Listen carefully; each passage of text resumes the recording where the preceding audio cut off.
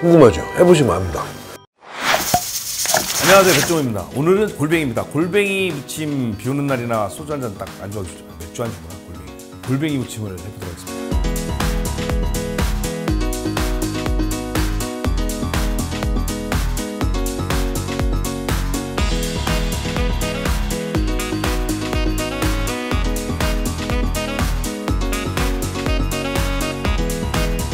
여기 재료에서 오이, 양파, 당근 다 나오죠. 뭐 다 있으면 좋지만 없어도 됩니다. 만약에 없으면 다른 것보다 파 있죠, 파 양을 좀 늘리세요. 근데 파를 만약에 집에 이런 파 있으면 최대한 길게 써셔갖고 파양을 많이 잡으시고, 만약에 없으면 가까운 마트나 정육점에 가시면 파채 팔잖아요, 파채. 그거 사다 쓰시면 돼요, 파무침. 삼겹살이나 고기 구워서 드실 때 쓰는 파채, 그거랑 양파, 그 다음에 고추 정도만 있으면 돼요. 양배추나 이런 건 사실 파향을 좀 싫어하시는 분 때문에 더 넣은 거니까 당근은 안 넣어도 돼요. 오이 싫어하시는 분 오이 안 넣어도 되는데, 오이 좋아하시는 분 오이 넣어야죠. 집에 양배추 없고 배추, 다음 배추를 줄기가 있고 이렇게 잎사귀죠. 그러면 이렇게 썰어서 배추 넣으셔도 괜찮아요. 집에 냉장고에 깻잎 있으면 깻잎 채 썰어 드시면 맛있어요. 깻잎을 좋아하시는 분들은 훨씬 풍미 확 살아요. 그 다음에 파무침이든 이런 무침 할 때는 고운 고춧가루하고 굵은 고춧가루 같이 쓰시는 게 훨씬 살아요. 그래서 무쳐놓으면 왠지 생동감이 있는 파무침은 굵은 고춧가루하고 고운 고춧가루하고 섞어 쓰는 거예요.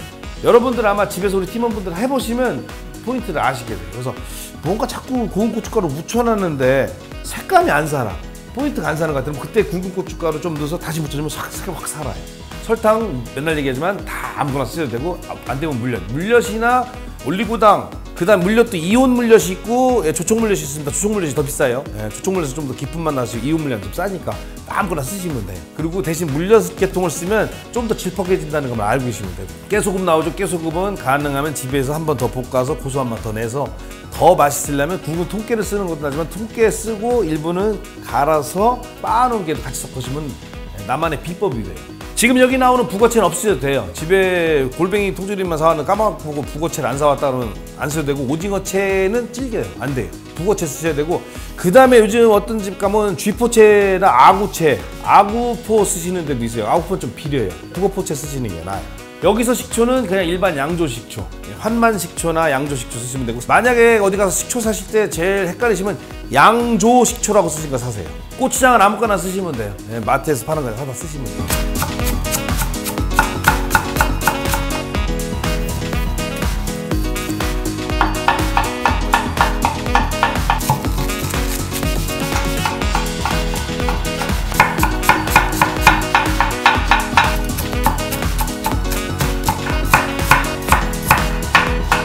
누누이 말씀드리지만 채소는 일단 썰기 시작하면 같은 방향이나 같은 기럭지로 썰어야 되는 거 아셨죠? 그 다음에 만약에 집에 실파라고 하죠. 쪽파, 실파 이런 거 있으시면 그거는 이렇게 쓰실 필요 없어요. 그냥 딱딱 끊어서 그거 넣고 무치셔도 돼요.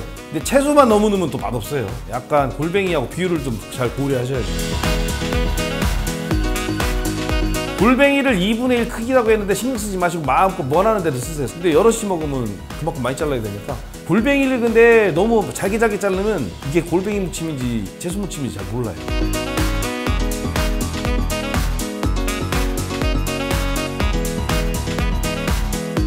북어채나 아구채나 포는 그 양념물에 한번 절였다가 하시는 게 훨씬 낫습니다. 안 그러면 잘못하면 겉돕니다.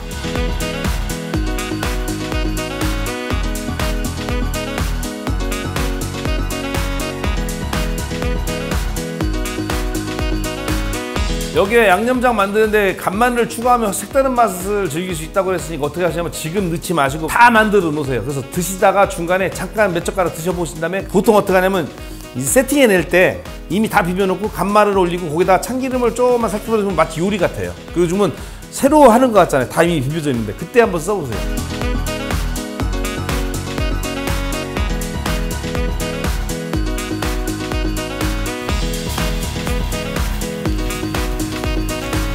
이 비벼주실 때 너무 바삭바삭 하면은 물 나옵니다.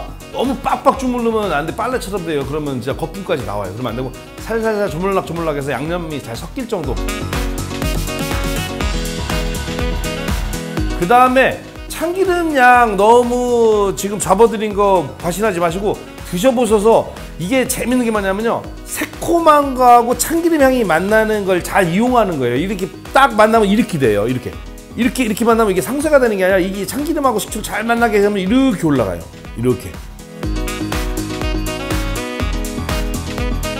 근데 딱 지금 알려드린 대로 했는데 내가 생각하는데 이게 색깔이 좀 모양이 안 난다 그러면 아까 맨 처음 알려드렸죠. 구운 고춧가루하고 굵은 고춧가루 잘 섞어서 잘 묻혀보세요. 맵기는 조금 넣는다고 맵기가 변하진 않습니다. 근데 느낌이 다릅니다. 참기름까지 넣는데 윤기는 나는데 약간 이게 전문가의 손길이 안 보이는 것 같다 그러면 그게 고춧가루의 문제예요. 고춧가루를 과감하게 조금씩 더 넣으시면서 묻히면 딱 색깔이 나와요. 아시죠?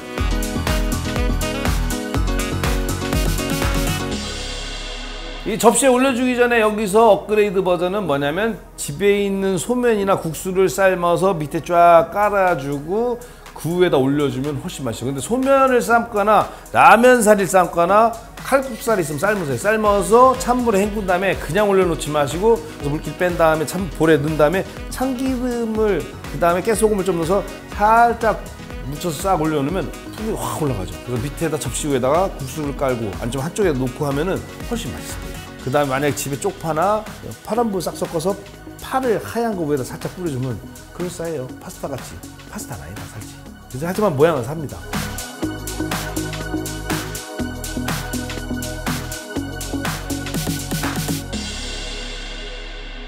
골뱅이 무침 맛있게 드세요.